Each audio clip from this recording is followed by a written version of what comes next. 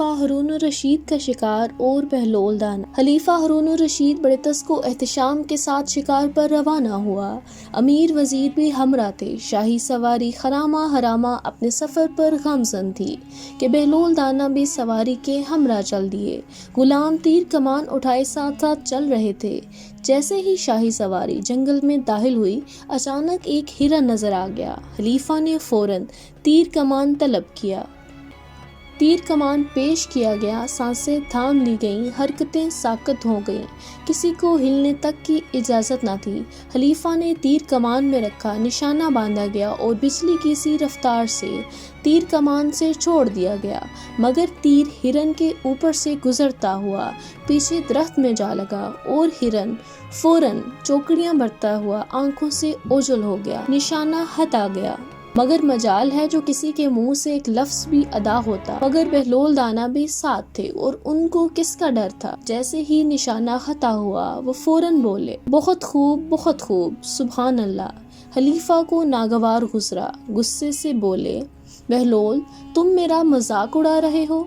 नहीं आलीजा, ये ना चीज तो ऐसी जसारत करने का तसव्वुर भी नहीं कर सकता। तो फिर ये दाद किसको दे रहे हो? खलीफा ने पूछा। जहाने पनाह, मैं ये दाद हिरन को दे रहा था। आपके तीर से क्या खूबसूरती से बचा है। बहलोल का जवाब सुनकर सब हंस दिए, मगर खलीफा के डर से किसी की आवाज न निकली।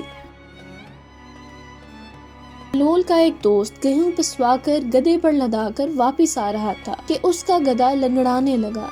उसने गधे को 2-3 छड़ियां लगाकर आगे धकेलना चाहा, लेकिन गधा टस से मस न हुआ और बिलाहिर जमीन पर गिर गया। वो बहुत परेशान हुआ। जब हर तरह की कोशिश के बावजूद गधा ना उठ सका तो थक हार के बेयारो मददगार बैठ गया। इत्तफाक से वो उसी मकान के करीब था जहां आजकल बहलोल रिहाइश पजीर थे।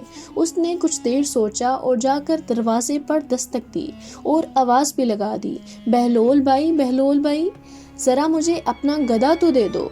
मेरा गधा तो आध रास्ते में ही जवाब दे गया है और ये आटा मुझे घर तक पहुंचाना है। हजरत बहलोल ने जैसे ही आवाज सुनी तो फौरन पहचान गए।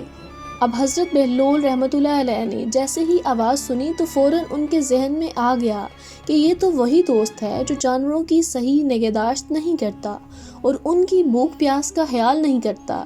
मजीद ये कि अब भी अपने गधे पर उसकी ताकत से ज़्यादा वजन लाद रखा है, जिसकी वजह से गधा आधे रास्ते में ही बैठ गया है। वो इस शख्स को सबक सिखाने की गर्ज से बोले, यार वो मेरा गधा तो कोई और ले गया है। बड़ा अफसोस है, इस वक्त वो तुम्हारे काम नहीं आ सकता। अभी बहलोल के अल्फाज मुंह में ही थे कि घर के अंदर से गधे की आवाजें आने लगी। वो शख्स होशियार हो गया और समझ गया बहलोल उसको गधा ना देने का बहाना कर रहा है। अच्छा भाई बहलोल, तुम भी अच्छे दोस्त हो। तुम्हारा गधा तो घर में मौजूद है और मुझे कह रहे हो कि कोई और ले गया है। बहलोल ने भी फौरन जवाब दिया, तुम भी अच्छे दोस्त हो। मेरा तुम्हारा 50 साल का ताल्लुक है। तुम बजाय मेरी बात पे यकीन करने के गधे की बात मान रहे हो। दोस्तों, ये वाकया दरअसल बहलोल दाना की जानवरों से रहमदिली का सबक देता है और उस शख्स को सबक सिखाने के गर्ज से अपने गधे को देने पर तैयार न थे, ताकि इसको आइंदा के वास्ते नसीहत हो और वो जानवरों पर रहम करे।